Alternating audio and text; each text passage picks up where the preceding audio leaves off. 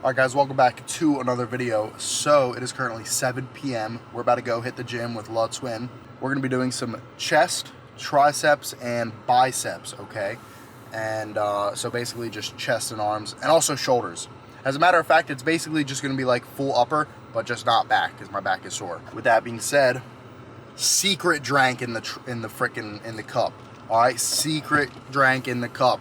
Guys, we got that Aventador pre we're sipping on with the DMHA, with the ephedra, with the synephrine. We're about to be tweaking off of this pre. We're about to be tweaking off this pre, bro. I'm so hype. I drank this pre maybe like 4 times since I got it, because I try to preserve it for like moments like this. And yeah, guys, we're gonna have a freaking awesome lift. Also, haircut.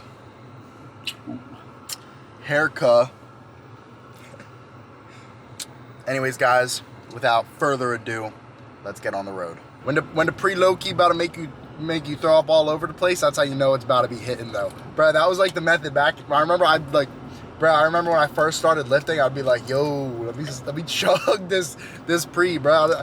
I would genuinely, bro, there was times I'd be so hyped because I was like, so I'd like wake up in the morning, I would eat like a bunch of oats, like a bunch of like, I'd carb up like hardcore, and then I would just, dude, I would dry scoop my pre, because I lived like 5 minutes from the gym I went to at the time. I would dry scoop my pre. Bro, the amount of times I did that, threw up, and I was like, nah, I'm good, let me get some more. So I would be like, all right, another scoop of that pre. And then I would go and get a crazy lift, bro. Crazy lift, bro. Look at the dog. Wait, what the heck?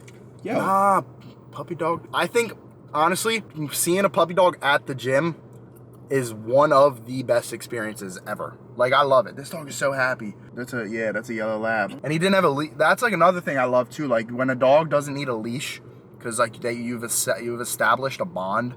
Like that dude is just walking around out of the gym, no leash. Like, come on, pup. You already know the deal. We've done this. We've established that trust.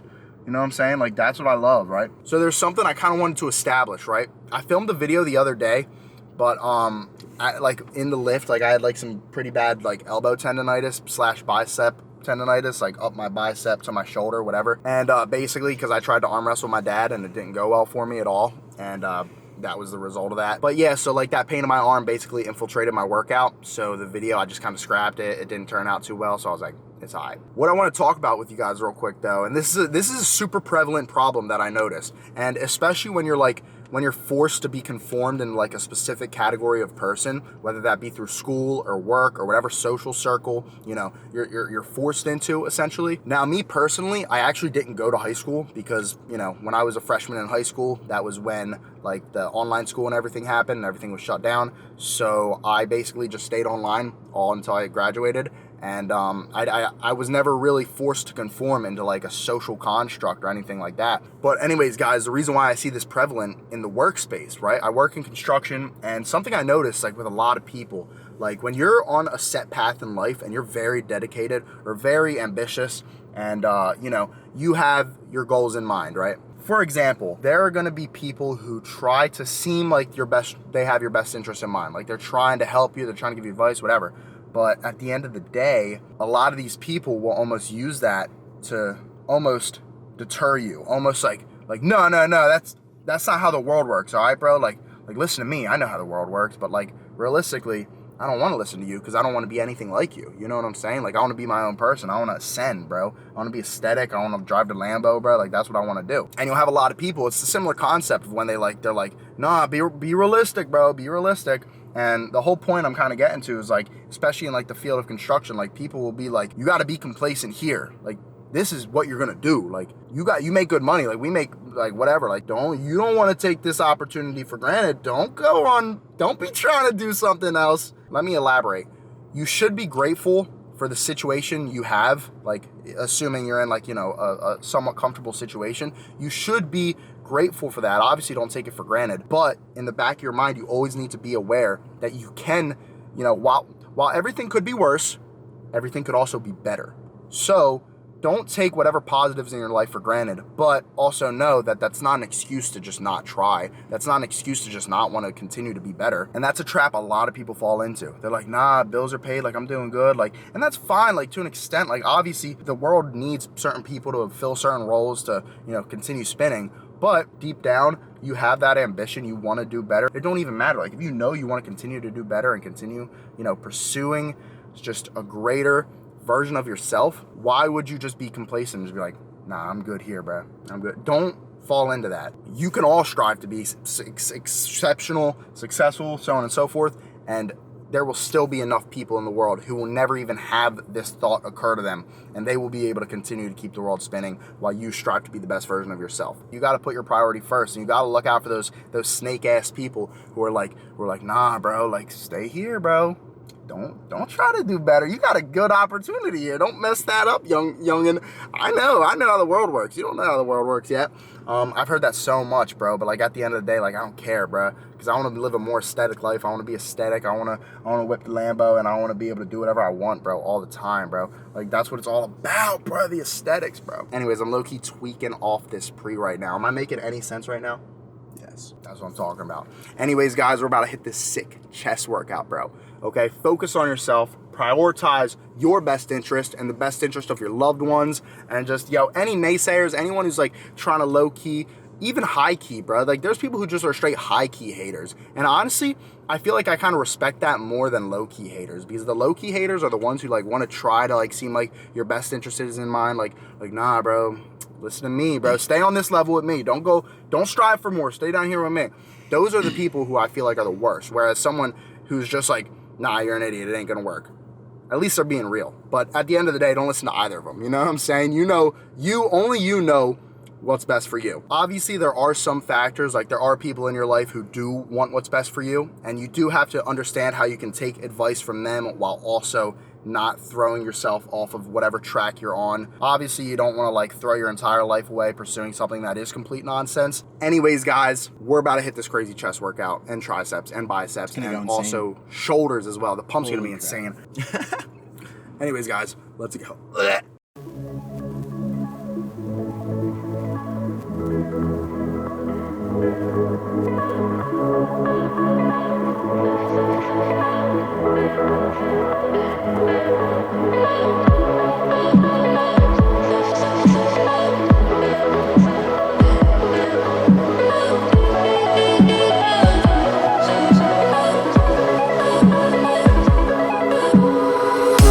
Scared of love, just